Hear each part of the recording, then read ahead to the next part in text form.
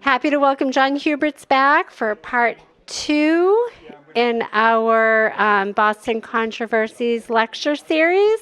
Today he's here to talk about the Boston busing crisis. Thank you, John. Thank you. Sorry to turn off the Olympics. Can tune it back in tonight and watch it when this is on prime time, if it is. So anyway, thanks for coming out tonight, or this afternoon, I should say. I'm going to do things just a little bit differently than I normally do. Usually I am pretty chronological in the way I present the material. But today I want to start by showing you it's just under a 5-minute clip that I got off of YouTube that discusses the stabbing of Michael Faith, one of the people who was one of 2 students who were pretty severely injured during the busing crisis. The Faith stabbing happened in December of 1974. And I wanted to show this clip to you because you've all heard the old adage, right, that a picture's worth 1,000 words. And one of the things when I would use this clip when I was teaching, how I would set it up is because my students would have also watched clips from 1957 in Little Rock, Arkansas, in the Little Rock 9, and I would set them up with this clip and ask, how much different does this really look than what was going on in Little Rock 20 or about 18, 15, 16, 17 years prior to that, whatever. Can't do the math in my head. I think it's about 17 years prior to this. So keep that in mind with some of these images. The other thing that I want to give you a heads up on is there's some pretty rough language in this clip. The N-word is used. You will see it printed. A couple of other curse words that your grandchildren would probably get a stern look if they said, unless they're a little bit older and they can now get away with that. I'm sorry, what?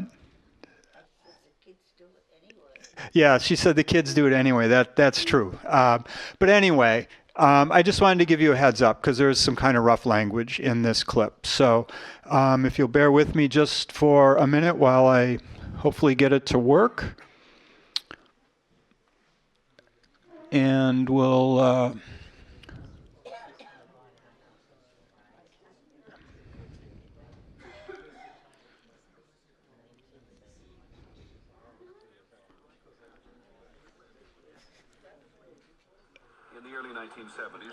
Okay. Apparently there's no speaker system, so I'm hearing the audio on it looks like Debbie's going to try to solve this, I hope.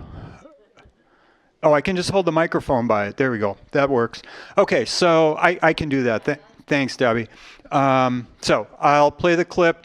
I'm pretty sure it was originally a ABC news clip, or perhaps part of a documentary. Peter Jennings, you might recognize the narrator as Peter Jennings. That's why I'm guessing that it's ABC produced it originally. So here we go. Through busing. In Boston, the order went into effect in 1974. Phyllis Ellison was 15 and going to her new school, South Boston High. The atmosphere on the bus, at first we were just like regular children. We talked, we giggled, and talked about what we thought school was going to be like. Then we were escorted by police officers. And I just didn't really know why we, the black students, would need police escorts to go to school. South Boston has always been a white neighborhood.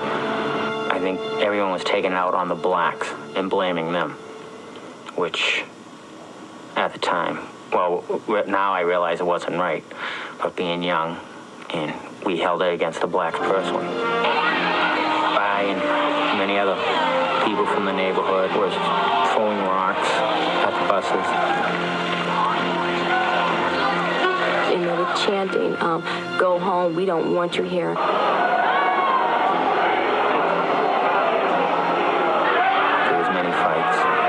There was fights every day.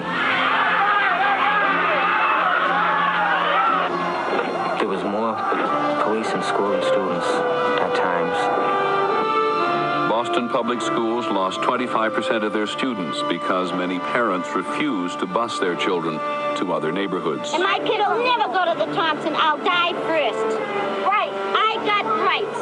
Let them move into our houses. We felt that our kids were being used as sacrificial lambs on this altar of liberalism. The affluent whites who didn't send their kids to public schools, Ted Kennedy, and a few other jerks that would appear on television telling us what to do with our kids. All over the country where forced busing went into effect, there was resistance from both whites and blacks. We are in a war, and we're going to win this one. But nowhere did the conflict remain as bitter as at South Boston High. In December, a white student, 17-year-old Michael Faith, was stabbed, and all hell broke loose.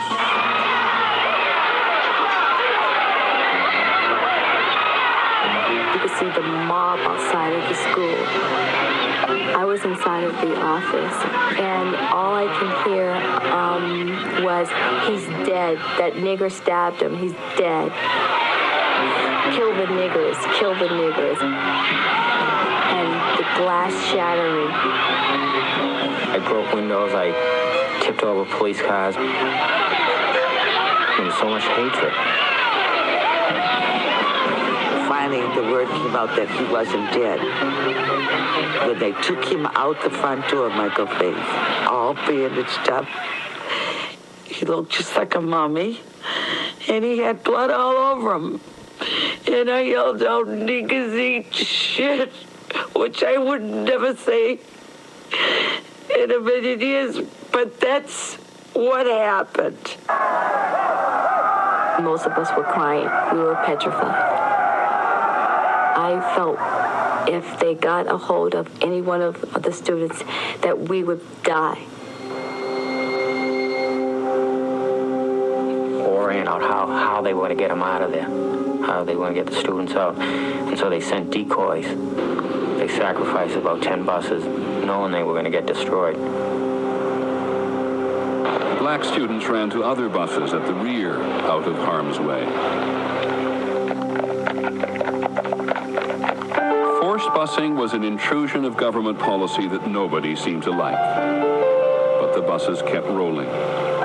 And the violence continued into the 1980s. It added to a growing disrespect for the established order. We just began to see ourselves as a society without a lot of rules. Our institutions were going through crises, whether that was the breakup of families, great increase in crime and drug use, immorality. Okay, that was... Attempts to right past wrongs had led to a decade of legislation. In the early 1980s, Bear with me one second, sorry here. schools be integrated. Okay, so, like as I said, the videos or pictures are worth 1,000 words, and I think that helps some of you remember or refresh your memory about what it was like back then in a way that no matter how good I was at narrating events to you, I could never equal seeing that footage. Okay, so the Boston busing crisis is really a tough issue to talk about for a lot of reasons. One is, of course, the violence that it created and all of the hardships that it created. Another reason that it's hard to talk about is, even if you agree with the concept of busing, it's also pretty easy to see kind of the other side, because no matter how much you agree with it, how many people as parents would be anxious to put your kids on a bus for an hour in the morning, an hour in the afternoon coming home, and going to schools that are less well maintained, they don't have as good of facilities and so forth as the school that's 3 blocks down the road or whatever it might be. And so it's just tough because I think it's one of those issues that hopefully can kind of see both sides of the coin and understand, both perspectives a little bit. And I'm not saying you have to agree with both perspectives, but at least understand both perspectives. Okay, so Boston, as Peter Jennings indicated, there was one of, I don't know if he gave a number, but there were about 300 school districts in the United States in the mid-1970s that were ordered to engage in busing to try to lessen discriminatory practices in education.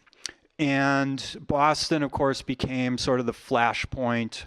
There was violence, there was protests in other districts as well, but none of them reached the scale that it did in Boston, nor the longevity that it was in Boston. It went on for about 2 years. Jennings in that clip said the violence lasted into the 80s. Not much, actually. That was sort of misleading. The picture that he showed, which I'll show again later in the presentation, that picture that he showed where he said violence lasted into the 80s was taken in 1976. It was not taken in the 1980s, and I'll show you that picture again and talk about it in a little bit. All of these school districts were stuck. I'll use the word stuck because they were trying to basically deal with about 20 years of what we could call bad policy in cities across the country. And that bad policy began well-intentioned. It actually began a little bit before I was going to. It actually begins. The problem begins in about 1915 in something called the Great Migration, when African Americans began moving out of the South into northern cities. It began mostly because of World War I. Immigration ended essentially when World War I started in 1914. The immigrants coming from Europe had been the men and women occupying the dirtiest, dangerous, lowest paying jobs on the scale, on the economic ladder, industrial jobs. That immigration is cut off. Well, American factories still needed workers, so they turned to Southern African Americans. And there are other factors that are helping to push African Americans out of the South. But the biggest factor pulling them, demographers talk about push and pull factors of immigration. The biggest factor pulling them, actually two things. One was better jobs and less discrimination in the North and the South. These are the two biggest things. So a lot of African Americans are moving out of the South. Last week, someone asked me a question about what was a good book on the Sacco and Vanzetti. A good book on this one, on the Great Migration, if this interests you, is by a woman named Isabella Wilkerson, and it's called The Warmth of a Different Sun. And I see a few people nodding that you've read this. Excellent book, and she takes about 800 pages to talk about what I am skimming over in about 2 minutes here. Anyway, the African American population of Boston between about 1910, the last census before the Great Migration began, and 1980, rose up from around 13 or 14,000 African Americans living in Boston to well over 100,000. I think the number is about 130,000, about an 8-fold increase over that 70 years. And other northern cities experienced even more of an increase. Chicago, way more African Americans. It was like a 15 or 16-fold increase. Other cities as well. But that gives you a sense of this. So all these African Americans are moving into the cities. They are being forced basically to live in certain areas. And that practice is solidified in 1934 when the Roosevelt administration, under the New Deal, signs a piece of legislation called the Homeowners Act. It creates the Housing Authority and creates federal housing, the upshot of this. And Unfortunately, the bad thing about this legislation, the intent was good, but the execution was bad, because the law allowed local boards to handle all of the money that was being dispersed for mortgages and public housing and so forth. And they were then able to use those mortgage practices to keep African Americans out of certain neighborhoods. This was called redlining. Okay, so it was. I'm using air quotes because it wasn't officially sanctioned by the federal government, but it was a federal agency that was behind a lot of this. And of course, private banks followed suit with this as well. As an aside, years ago when I was just starting out at Framingham State, late 90s, early 2000s, I was teaching this. There was a gentleman in my class who seemed really old at the time. He was probably like 55, but you know, I was fresh out of graduate school and like 35, so that seemed really old. Anyway, his name was Jim, and he had been a real estate executive working in the Wellesley Wayland area, and was coming back to school to finish a bachelor's degree. And I'm talking about redlining and this so forth. And he raises his hand, and I call on him, and he says, well, that still happens today. And he said, you know, this was working in the Wellesley area in the circa 2000. He said today there are still areas where realtors know they do not take African American families or other families who were minorities, okay? And this was, like I said, about 2000, and this isn't written down anywhere, and he kind of laughs. Of course, all of the students were appalled, and he says, well, this isn't written down anywhere. This isn't in any, you know, realtor's code book or handbook or anything, but it's just the rule of thumb that realtors know. And I mentioned it to another friend of the family who was a realtor in that area, and she kind of shut me down. She did not want to talk about it. So this stuff still goes on. It would be nice to think this was all in the past, but it clearly isn't, even if it's not codified anymore the way it was here. Anyway, back to the main thread. So what this meant, of course, is that in cities all across the United States, African Americans were forced to live in certain areas of cities. And in the case of Boston, what that meant was the school committee could say, and they weren't wrong, they were definitely not wrong about this, the school committee in Boston could just kind of throw their hands up and say, well, what can we do? This is housing patterns. This has nothing to do with the way we're districting. This is all housing patterns that are set up. And as I said, they weren't wrong about that. Okay, that was they weren't, you know, they were correct in their analysis of that. So this Boston is one of many cities that has to deal with these discriminatory housing practices that by the 1970s, when the Boston busing crisis occurred, had been in place for 40 years, give or take.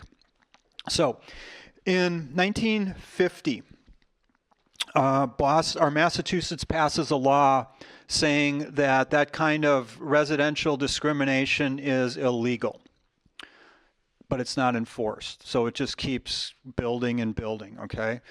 That's something politicians are sometimes very good at, passing a law and saying, look, what we did, we ended discriminatory housing, it's now illegal.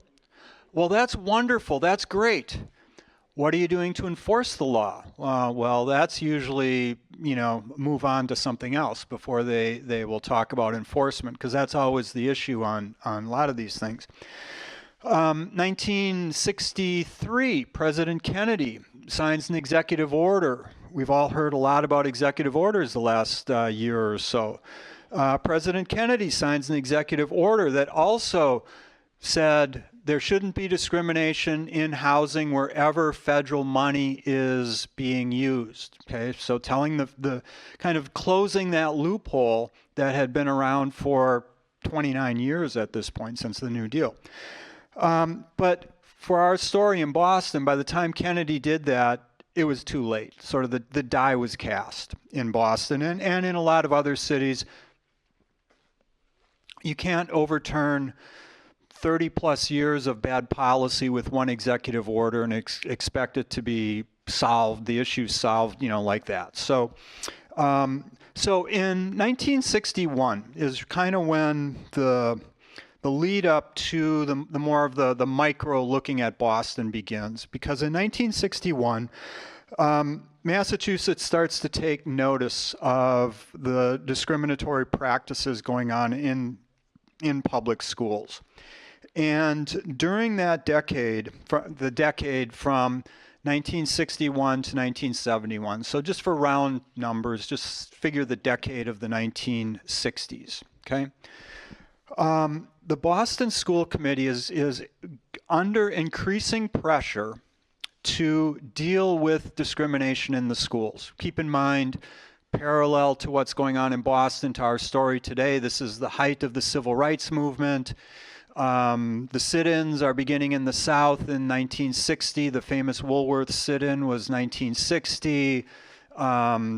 Montgomery bus boycott had been in 56. Birmingham was in 1963. Probably, if some of you read the Jesse Jackson obituaries in the papers today, the obituary that I read brought up some of these milestones in the civil rights movement is going on. So the Boston School Committee is under increasing pressure. African American parents in Boston are beginning to mobilize, beginning to organize.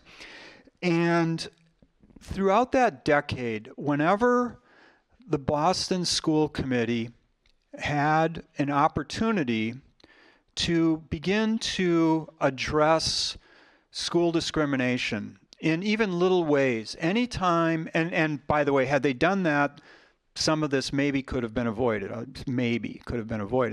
But every time they had an opportunity to do something positive, to try to alleviate at least a little bit of the problem, they always did the opposite. Okay, it was like every time they got to a fork in the road, and if the left fork was to do something to end discrimination, or not end it, but at least try to address some of the problems, if the left was the good path to take, they always went right, okay, throughout that decade. Just one example of that. At one point, there was a black school that was very overcrowded. And so the Boston School Committee decided that instead of starting to bus some of the African American kids to local white schools that were underutilized, which would seem to make sense, right? I think for most people that would seem to be a reasonable solution, okay? And most parents probably wouldn't have objected to that, at least most black parents, if their kids are going to go to a better school.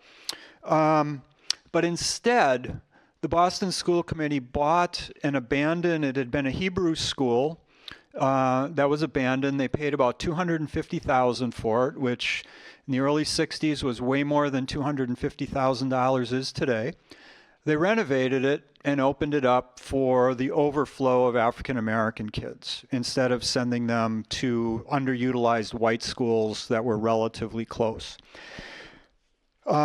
And that's just one example of this. Numerous other examples similar to this of creating portable classrooms instead of busing kids and so forth. So those are the kinds of things that when I say they could have done some little things that would have at least started to address the problem, but they didn't do that.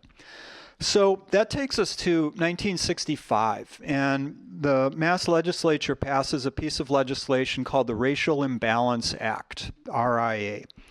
And it defined racially imbalanced schools. It said if there's a school of more than 50% African Americans, it's racially imbalanced. And this begins to create a paper trail. And what comes out is that in Massachusetts, there were, I think the number was 55 racially imbalanced schools, and 46 of those imbalanced schools were in Boston. Okay, so the majority, most of the rest, Springfield and Worcester were other towns that had some problems with this. So They're creating a paper trail, but again, the Racial Imbalance Act, just like the earlier act passed in Mass in 1950, really doesn't have any enforcement clauses to it.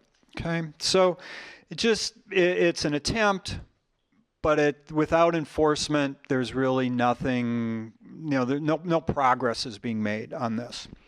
Now, a couple of times I've mentioned inferior schools that African American kids had to attend. It's hard to quantify. And if you do some more digging on this, if you get enthused and you go home and start looking on the internet, you might find different numbers than this. But I'm relying mostly on a book called Boston Against Busing by a person named Ron Forasamo. And I'll show you at the end. I've got a screenshot of the book cover. If you're interested, you can snap a photo and find the book and read it. Anyway, he says in his book, and I've seen different figures, but I'm going to go with his figures on this. He said that Boston was spending about $275, $280 per white student. Okay, about $275, and about $215 on every black student. Okay, so roughly about 2/3 as much on black students as white students. Maybe a little bit more than 2/3, but a pretty significant discrepancy. Okay, most of the black schools, in air quotes, black schools in Boston were old. The majority of them had been built before 1914, and so they were in really bad repair. Credentials of teachers, I couldn't find anything. It's probably out there. I couldn't find it. But a lot of African American parents complained about the quality of their teachers as well versus the quality of the teachers in white schools, which would lead me to believe that a lot of the African American teachers probably weren't the best qualified for their jobs, and that had parents a little bit upset as well. But also, again, this sort of points to a much bigger issue than just discrimination.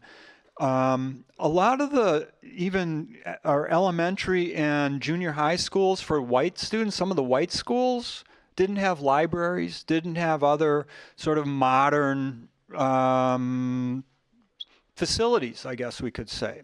So it seems like the entire school system was in need of some more tax money to get it kind of up to par what was needed at the time. So the Racial Imbalance Act goes into effect, so to speak, but there's no enforcement to speak of.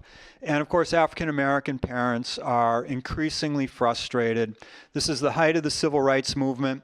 And so the African Americans begin to protest throughout. I'm going to go one slide up, and then I'll go back.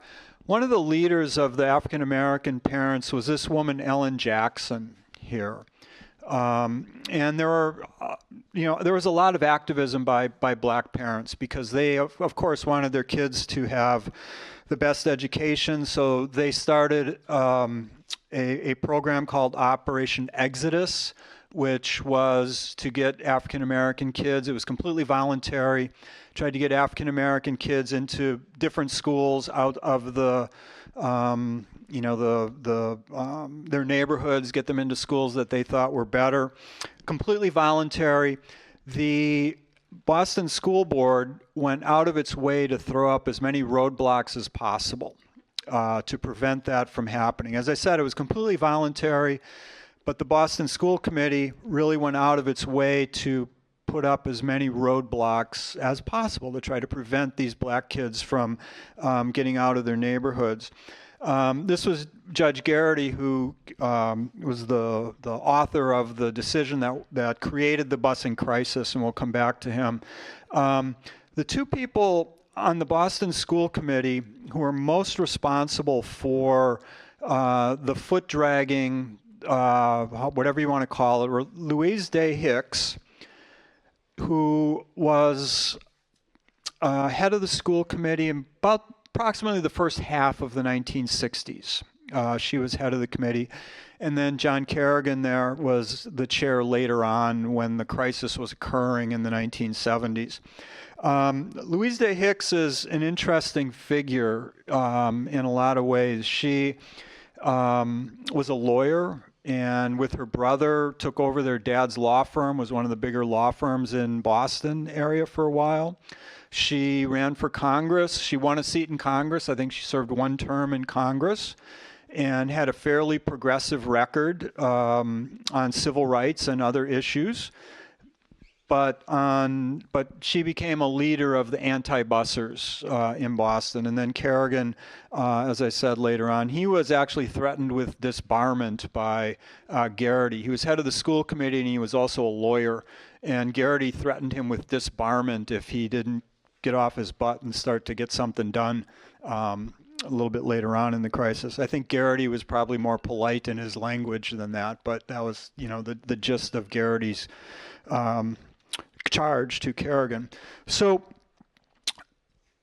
foot dragging is going on. African American parents get together and they file a federal lawsuit that ends up before Judge Garrity in 1972 is when it initially went into the court system. It was Morgan and again Morgan v. Hannigan. And in 1974, Judge Garrity, see a picture of him there again, the same slide. In 1974, in June of 1974, Garrity hands out gives down his ruling, which says that Boston schools need to begin to desegregate. And he issues this ruling in June, as I said, June of 1974. And think back to the summer of 1974. It's the middle of the Watergate crisis, right? Nixon is about 2 months away from resigning. He resigns in August of 74. The economy in the 1970s, think back, some of you probably bought your first homes in the 1970s and paid like 14% interest or something crazy like that. So inflation was in the years of the busing crisis, inflation ran at about 8% a year. The United States was also reeling from the loss of the Vietnam War. About less than a year after this, in April of 1975, some of you probably remember watching the end of Vietnam with the North Vietnamese taking over Saigon and the dramatic photos of Americans leaving Vietnam for the last time. So, there are, I think, some parallels, as I said last week with Sacco and Vanzetti. These would be a different set of parallels, but some certain parallels going on with what's going on today as well. So the point here, though, is just to remember that this was a time of crisis, and crisis, multiple crises, plural, can bring out the very best and the very worst in people. And I would argue that at least a little bit of what happened in Boston was because of this really uncertain backdrop that these events happened against. The economic uncertainty, the loss of the Vietnam War, the political turmoil, which, given to what's going on today, seems like, Cub Scout stuff. But it was pretty traumatic at the time. So he hands it down in June of 74 and says, you've got to do this by the fall. Okay, you've got like 2.5, 3 months to figure this out. Which, looking back, right, hindsight's 20/20, right? Looking back, that's just nuts, isn't it? Really? I mean, even, regardless of where you are, coming up with something this complicated, regardless of where you are sort of on your view of the order and so forth, even if you agree with it 100%, implementing something like this in 2.5 or 3 months is absolutely almost impossible to do, okay? The Boston School Committee had a number of plans sort of that they had worked on, but none of them were really sufficient, as I said before. So they finally fall on a plan to use that had been written before, and even the author, who was one of those, liberals, and then you remember the woman said liberals, and then she did like the Ted Kennedy under her breath, not very subtly. Was written by another one of those white liberals that she was excoriating there. This one lived in Lexington, so he's way out there. At any rate, the plan involved, in a nutshell, phase one was about 17,000 sophomores and juniors in high school students from predominantly African American neighborhoods would be bused into white neighborhoods, and white kids from Southie and other predominantly white neighborhoods would be bused to black neighborhoods, or to these schools that the black kids had come from. So this was their attempt at integration. And as we know, it didn't work out very well. And part of that was because the folks in Southie in particular, and a lot of people felt this way. It was just Southie that was the most vocal about it. The folks in Southie simply did not want their kids leaving. They had a very strong sense of community, a very strong sense of their schools, kind of as the centers of their communities.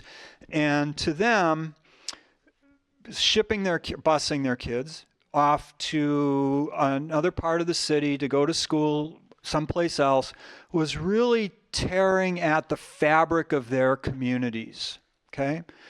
And, there were some very vocal people out there who opposed it. They were the ones in ROAR. The slide that I had up, there it stands for Restore Our Alienated Rights. They were the most vocal of those. Louise Day Hicks was one of the leaders of that. The woman who said she screamed what she screamed, I won't repeat her words. She was another leader of ROAR, one of the kind of principles of it. So they were very vocal, but there were also a lot of people who kind of agreed with what they were saying, but they weren't going to get out there and protest. And they kind of also, and this happens a lot, they kind of shouted down the more moderate people in their neighborhood who were saying more taking a more conciliatory approach. Things like, well, let's give this a try, or, we don't like it, but we're going to go along with it. Those voices got shot down by the most vocal, and that's often what happens. That expression, I'm not going to get it exactly right, but it's the 10% of people who show up and run the show that get what they want kind of thing. I'm forgetting the exact expression, but clearly this is an example of that. So they organize that whole summer, the summer of 1974. The city of Boston was seething with this. Everyone was anticipating trouble with this. The New York columnist, wrote mostly for the Post, but also a guy named Jimmy Breslin. Some of you may know the name. He kind of summed this up really well because he said, the fact that it was an Irish American community that was being especially hard hit was not so good. He said, because he was engaging in some stereotypes here as well. But he said, the Irish are so used to losing that they just relish the fights, even when they know they're going to lose, because of their heritage of colonialism and stuff under the British.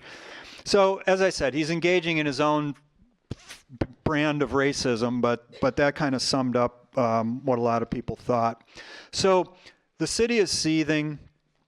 As school approached, people like Carl Yastrzemski, great ball player for the Red Sox, almost said the Yankees there. I would have had to run out the door before you lynched me up here.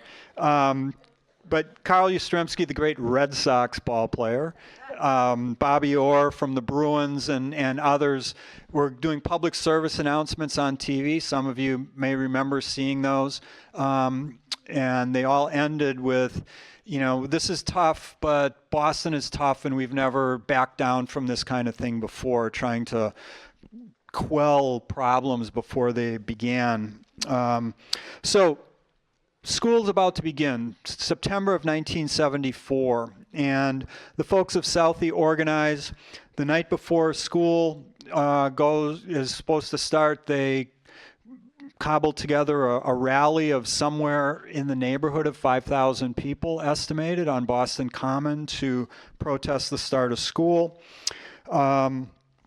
And they get speakers at this rally. The two Massachusetts senators at that time were Edwin Brooke, and Ted Kennedy. And Brooke probably made the wiser political choice, which wasn't quite as courageous as at least Kennedy went out and tried to meet these people. Brooke decided to get the heck out of Dodge because he didn't want to deal with them.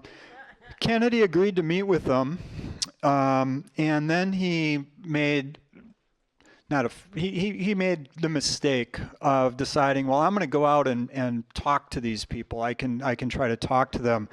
I guess a la like when Richard Nixon went out to the Washington Monument at like 4 a.m. during one of the big protests and was trying to talk to anti-war demonstrators. And who else would have liked to have been the fly on the wall when the Secret Service heard that from Richard Nixon in 71 or 2, whatever it was. Anyway, Kennedy goes out to try to talk to the people, and he's greeted with jeers, and people are throwing stuff at him and trying to kick him, and all of this stuff. Probably the rudest reception a Kennedy ever got in Massachusetts.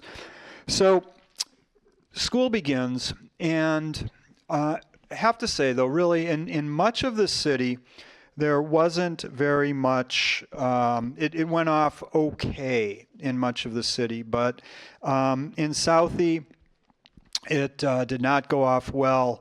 There were 10 minor injuries in Southie, and 18 buses were damaged on that first day of school, mostly in South Boston.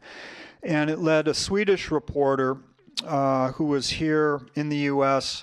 covering, he was an Associated Press reporter from Sweden, but he said Boston reminded him of Belfast at that time. And remember, Belfast, 1970s, this was, it was the middle of the Troubles. It was a really bad time. I remember as growing up hearing bombs in Belfast all the time and not being really old enough to understand what was going on. It didn't make any sense to me, but remember that's going on in Belfast. It was a city in constant chaos and a very violent city because of the Troubles. Ray Flynn, who comes into the story, or actually Flynn is the mayor next week when we talk about Charles Stuart, so we'll come back to Ray Flynn again, but he was a state representative at this point, and he said that Boston reminded him of Budapest when the Soviet tanks rolled in 1956. That was the comparison that he made to what was going on. So the protests are heating up. Hyde Park was another kind of hot point of protest. On September 16th, just a couple days after school started, there was a protest at Hyde Park High School. Once the protesters were moved out of Hyde Park, they went to the Andrews Square T-stop and damaged the T-stop. They tore out telephone pole or payphones, benches, everything else that they could, they destroyed. And about 24 people were arrested after the Andrews Square incident. And the violence and the unrest continued throughout the fall. On October 4th, about 5,000 to 10,000 people participated in National Boycott Day.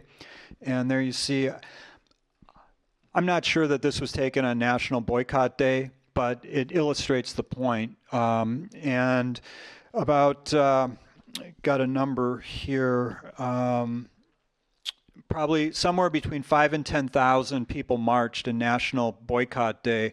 And most of them were women, as you can see in this photo here, and you can see how far back they go. A pretty significant number of people were continuing to protest every day that when this was going on.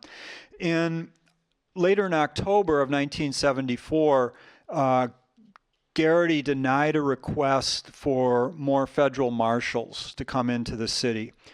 And this was probably a good idea for him to deny that request. Not that more law enforcement wasn't needed. Ultimately, the governor calls up about 500 National Guardsmen to help keep the peace in the city. But Garrity's reasoning here was that the city is already seething enough. And he, I think correctly, said or argued that if we bring in more federal troops, that'll just make the situation worse. And so basically told the authorities in Boston, you need to deal with this yourself. We're not going to get more federal marshals in here. Probably a good decision to do that at the time. As I said, then the governor mobilized some more National Guardsmen to come into the city. The October of '74, in the middle of that month, the first really horrible violence took place when a white student named Joseph Crowley was stabbed at Hyde Park High School. And shortly after that, 4 white boys were arrested with Molotov cocktails near the high school, and that was when the National Guard were brought in by the governor. The situation, I'm not sure if it was made better or worse, but in 1974, and keep in mind this was only about 8 weeks after Ford became president, you can see there Ford said he disagreed with the ruling, but that he was obliged to obey it out of respect for the judiciary and the Constitution, which helped bolster the Roar folks, the anti-bussers. This bolstered them and helped their cause some. And I don't know what Roper polls would have showed or Gallup polls would have shown at the time, but I'm going to guess that Gerald Ford's statement here kind of represented a lot of the public opinion of the country, okay? Because a lot of parents, even if they, I think, even if they agreed with the idea of desegregation of schools in principle, like a lot of things, yeah, it's all well and good until it affects my kids or my family, and then, it's like everybody's congressman's a crook except mine, he's okay, kind of thing. So anyway, Ford says this, adds fuel to the anti-bussers, but really makes no difference because, he's saying you got to obey the law. Regardless of whether you agree with it or not, you should obey the law. I guess that's the kind of the bottom line of Ford's statement there. So in the fall of '74 also, most of the fall sports were canceled for Boston high schools that year. Football was canceled, which angered a lot of people, as some of you probably know. In a lot of communities, football is or maybe if you're in Indiana, it's basketball. But that sport is really a cohesive agent in your neighborhood, in your community. So football and other sports were canceled. Extracurricular activities were curtailed. Some of them were canceled. And so again, some of you might have been in high school and directly affected by this, or think back to when your own children were in high school, if they're extracurriculars, if they were really into their extracurriculars, how frustrated that would have made them, and by extension would have made your life miserable. Although I got to say, if I hadn't had to get up at 5:30 to get my kid to jazz band every Wednesday morning, I would not have complained very much. But anyway, I'm sorry. That's just, those of you that have hockey kids know that feeling, or grandkids maybe too. They get out there at crazy times on the ice. It's like, what? They're going to practice at 3 o'clock in the morning? Really? Kind of stuff. Anyway, sorry to digress. So this is interrupting a lot of the activities of the school. This is not only that there's protesting going on outside, that you've got to, like we saw in the clip after Michael Faith was stabbed, you've got to sneak kids out of school and people getting hurt. It's really, from top to bottom affecting what's going on in school. It's not just getting them in there to the schools. So in December of 1974 is when Michael Faith was stabbed, the clip that we saw at the start. And it was at this point that the Boston School Committee was, against the advice of their lawyers, and some of the people on the school committee were lawyers themselves, so they ignored what the lawyers for the committee were actually saying. Again, that expression about, who makes the worst patients are doctors, and you never want a lawyer as your client if you're a lawyer, kind of thing. So they ignore this. They're appealing the decision. They're continuing to drag their feet. And at this point, Garrity is getting pretty frustrated. And this is when he says to Kerrigan and to a couple of other members of the Boston School Committee, if you don't come up with a decent plan, with a workable plan, and quit picking around the edges of this and actually engage in some real problem solving, I'm going to start disbarment proceedings against you. And he gives them a deadline. But once again, Garrity kind of backs off on this. And when the deadline approaches a month or two later, early in 1975, they haven't really made significant progress yet. But Garrity lets them off the hook. And again,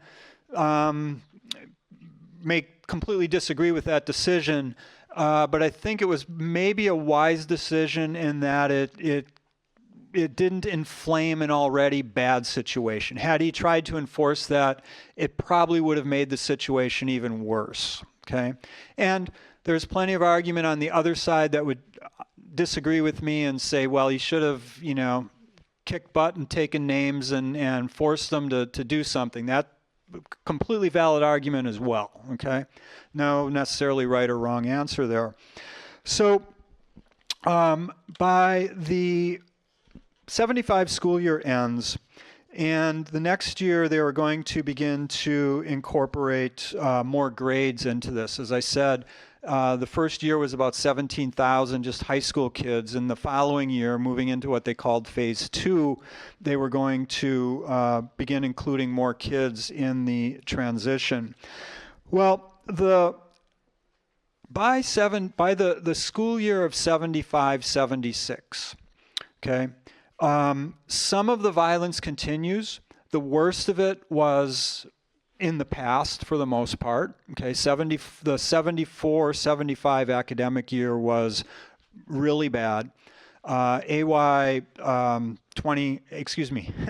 75-76 was not as bad, although the protests continued and they were going on.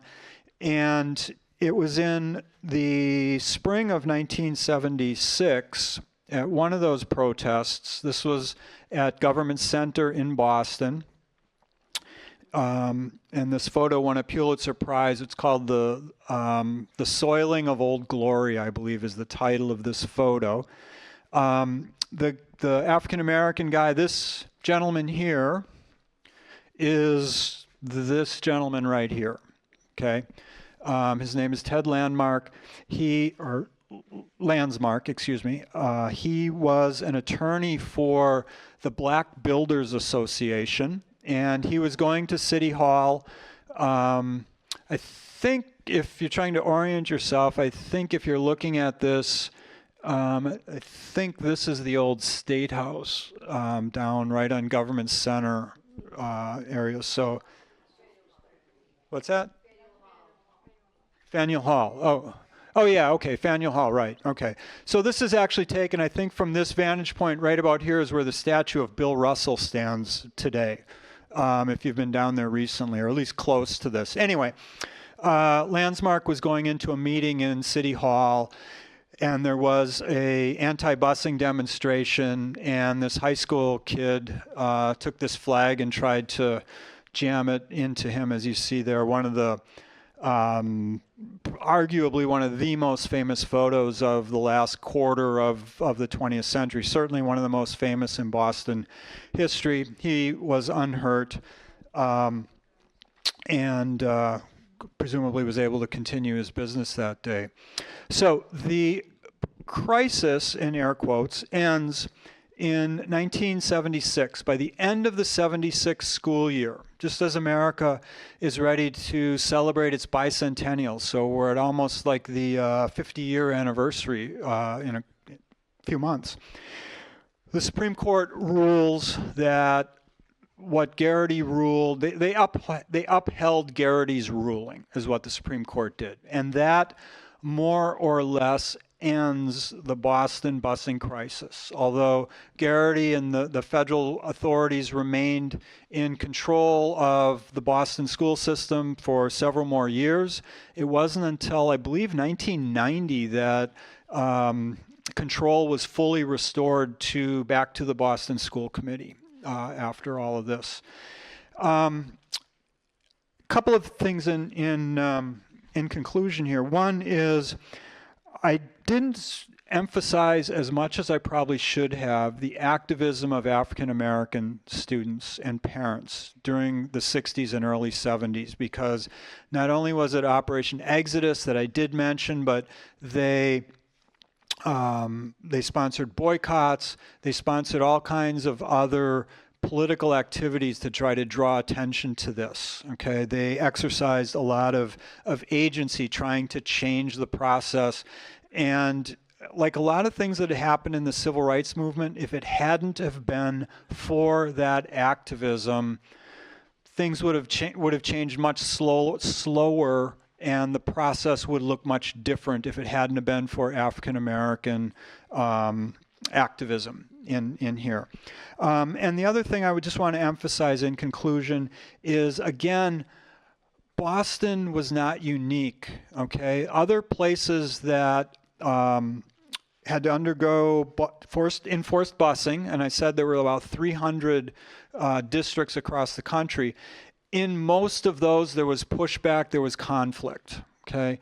But it was in Boston that pushback and that conflict reached a much higher level than it did anyplace else, which is what brought Boston to the attention of the national media and the world media. But also, all of this was going on in the run-up to the bicentennial. And if you remember, there were, all kinds of hype around the bicentennial. There were the bicentennial minutes on TV. Remember those, where somebody would come on and give like a 30-second history lesson and all of this stuff. So there was a lot more. Colonial furniture was sort of the fad thing to get, and all of this stuff. So you've got this like national celebration of freedom and liberty going on. But then in the cradle of the revolution, where all of this started, you've got this history being made as well, and not the kind of history that most people would want associated with their city, their state, their country, and so forth. So, as I said, couple of books. This is the one that I relied on mostly to create this presentation, the Formisano, Boston Against Busing.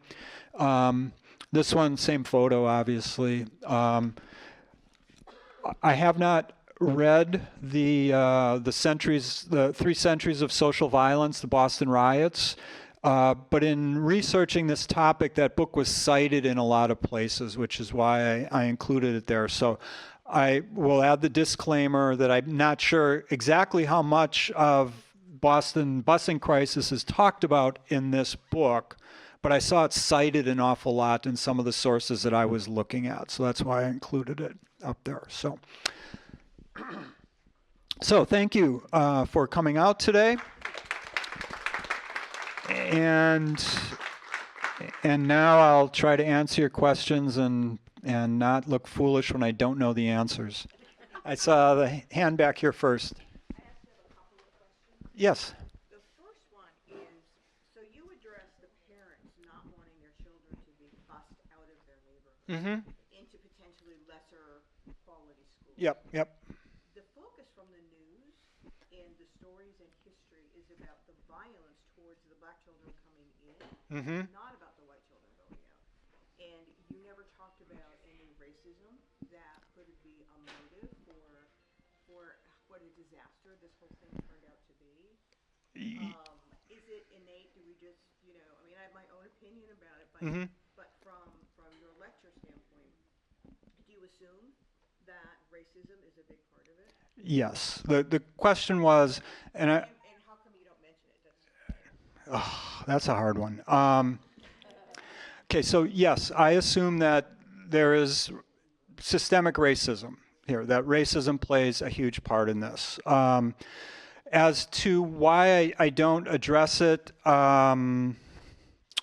that's maybe something I should think about, revising the talk. But I think the main reason I didn't address it is because the talk was kind of more focused on what was going on at the top, if you will, okay? More from the political perspective, what was going on in the courts, what was going on with Roar, and the organizing that the parents were doing, okay? The racism was definitely there. The Danny DiLamato, I think his name was, the guy who talked in the video that I showed at the start, represented that, and we saw some of that briefly in the video that we saw. But yeah, absolutely, and it goes both ways, I would speculate that it's more white on black racism because whites would feel safer getting away with it, whereas if African Americans fomented violence against whites, they're more likely to be severely punished. But I grew up in Boston. I went to Boston Public Schools. Yep. Luckily not in South Boston, so I have my own pretty strong feelings about it, and I was just curious what you saw. Yeah. Thank you. Good question. Yes. Could I ask you if you knew, we didn't discuss it at all, but it's still in place today. I have a daughter. She's been 50 years a teacher. Mm-hmm. Not 50 years, but Yep. at least she came into teaching when this was all over Mm-hmm. in the 90s. But she taught at a very affluent suburban school. Mm-hmm. And that's when Metco, they were bringing the black children into Boston. Yeah, Metco. Excuse me. Good point. Metco started in 1966, and started to move, bus African American kids out of the city to suburban schools, the more affluent suburban schools surrounding Boston. When it started, it was about 2,000 students, and Metco is still going today. Today, it's mostly in kids out of Boston and out of Springfield, but it's about 3,200 students are involved in Metco today.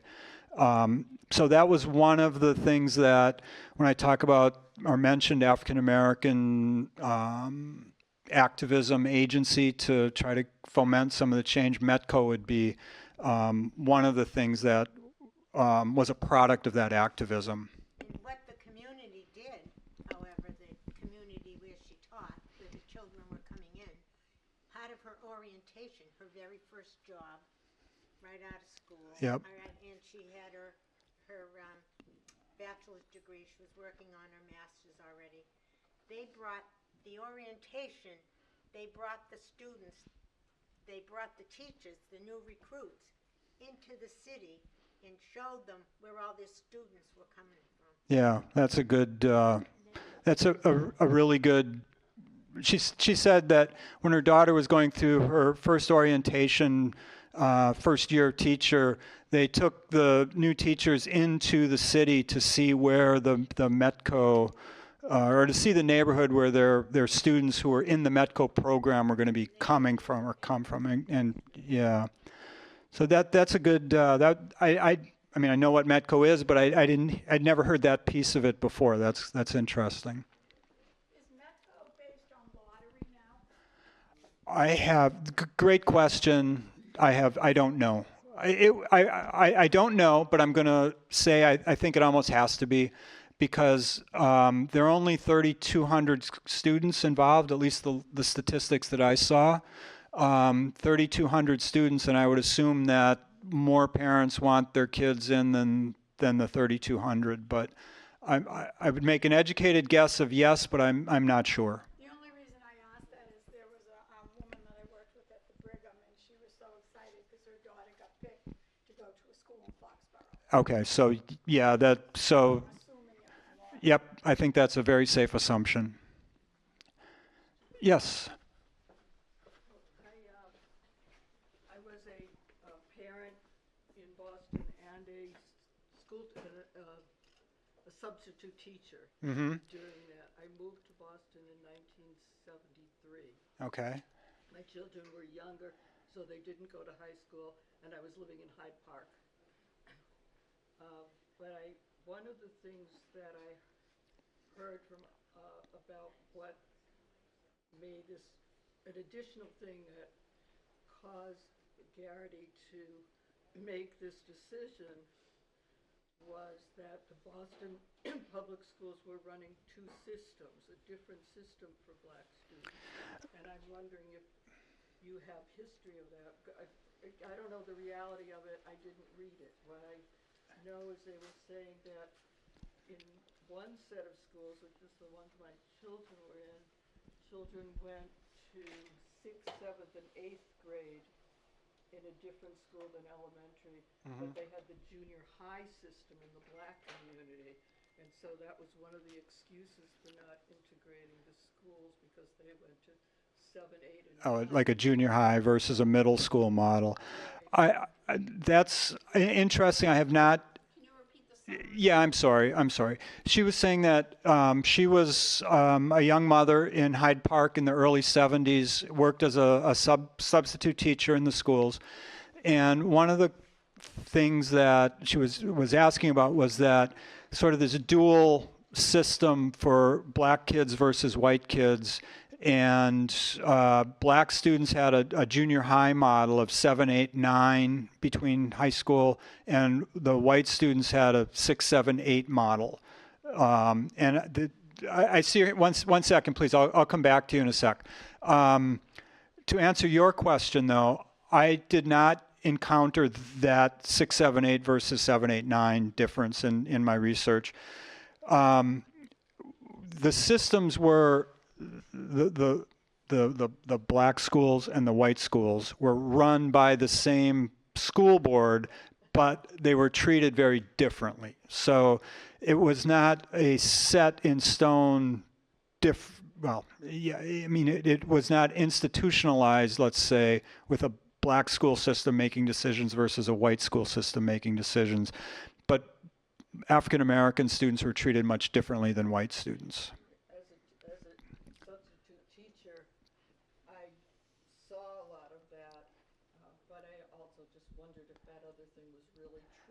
It might be, but I have not encountered that, so I would really question that. I'll come to you in one moment. I saw.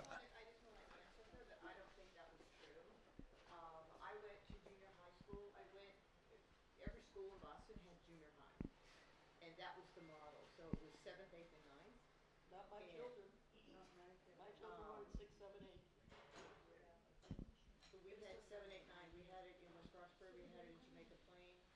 A couple of my friends went to other schools, and that was the model that they had. West Roxbury would not be considered. At some point, though, a lot of districts, and I don't know what the time frame is. You obviously have different experiences, and I don't know what the time frame is of those experiences. But I know a lot of school districts at some point in my hometown, it was like in the late 70s, but they made that switch from the junior high model to a middle school model. So that it might just be a difference of, yeah, it might have just fallen because one was a little bit before, a little bit after. So, yeah, you had a question? Yeah. What do you think, in your opinion, what's the likelihood of South Boston being chosen because they were less affluent? The question was, how much do I think South Boston was chosen because it was less affluent? That's a pretty, could be. I'll leave it at that. Could very well be. Because looking back, I mean, hindsight's 20/20, of course, but it seems like they could not have decided on a worse high school for it to sort of take the brunt of it. But having said that, it wasn't the only school affected. It was just, and that's where most of the pushback was also. So it's going on at the other schools, and parents aren't as vocal about it as Southie. Common Ground was another book that. I'm sorry, what? Common Ground is the book that. Oh, okay. Roy later, and Hyde Park, South Boston, and Charlestown High Schools were the focus in that story. Yeah, she just mentioned another book called Common Ground, was that discusses this as well. So, yes. Real quick, show of hands, how many people here had direct experience with? Oh, great question. Great question. Yeah, she said, how many people had direct experience with this? Really good question. Any former Boston police officer? I lost a few. My dad was one of the police officers. Okay. Yes. I have a question about Chinatown. I student taught in the elementary school in early 70s. Okay. And I know they were making exceptions already for Chinatown. Where did the Chinatown high schoolers go? Do you know? No. Let's see if I can find it. Yeah, and if you do and you're here next Tuesday, let us know. Okay. I don't know the answer to that. Was your hand up? Just a little aside, I was a teacher in Boston during the early 70s. Catholic school, though, not public, so I didn't have this experience. But it didn't seem to be as much of a problem in the North End because most of the Italian kids went to the Catholic schools, Yeah. St. Anthony's, Christopher Columbus. Yeah, and that's how a lot of the tension was resolved, because after all of this, a lot of white parents started sending their kids to private schools, which is the same thing that happened in the South. Same thing that happened in the American South after Brown. I sent my kids to private schools. I lived in West Roxbury, and we were affected also Uh-huh. because of that. But everybody started to go up to the private schools. And I think the reason, one of the big parts, as to her point back there, they didn't want children, the white kids, taken to areas that were so dangerous that nobody would go into those areas. Yeah, That's where they wanted to bus the kids. yeah. So she was saying a lot of kids were going to, I saw the hand at the ear back there. A lot of parents were sending their kids to parochial schools or private schools as a result of this, because they didn't want their kids going into the neighborhoods that were very dangerous. So, yes. There was no tuition at that point. Okay. Yes, we did in Chicago. Well, that could vary from that. She said there was no tuition in parochial schools, but that could also differ if they were Catholic versus, in my hometown there were a ton of Lutheran parochial schools, so it could vary between diocese or denomination of the parochial school or whatever too. Yeah. Was there ever any research done on the behavior and conduct of the children Oh, great question, and unfortunately I don't know the answer. Her question was, and maybe some of you do know, depending on what your professional life was like. The question was, has there been any research about the cognitive development of the kids who were, the behavior of the students who were involved in this? And that's a great question. I would guess that if anybody's done the research, there'd be some really interesting findings there. You taught there in 74. Okay, so you saw the change in behavior. Other hands going up. I'm going to go from this lady back here, and then the two ladies up front.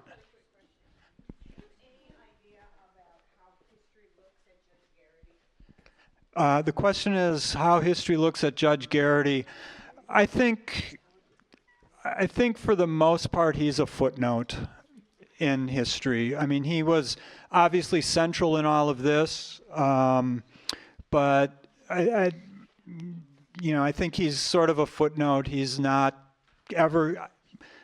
He's not. I'm sorry. Particular to this, yeah. He was following the law.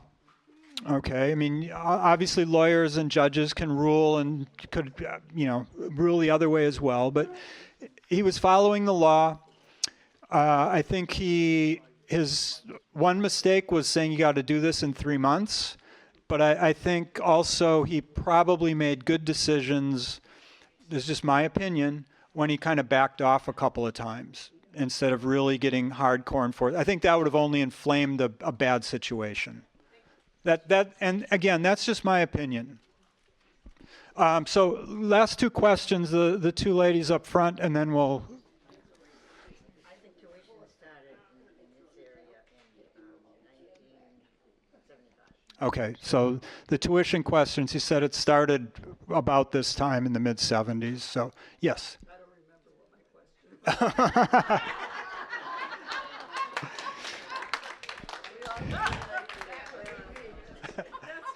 No, but Archbishop Cushing at the time, if you could get a private school, you were lucky, but he banned all the Catholic schools from accepting anybody that was running from Boston, the Boston. Who did the? Oh, okay. Okay. So to go to find other private schools. Okay, well, thank you everyone for coming. I appreciate it. Next week, Tuesday, is the Charles Stuart murder. So more, like I said last week, theme of race runs throughout all these talks. Thank you.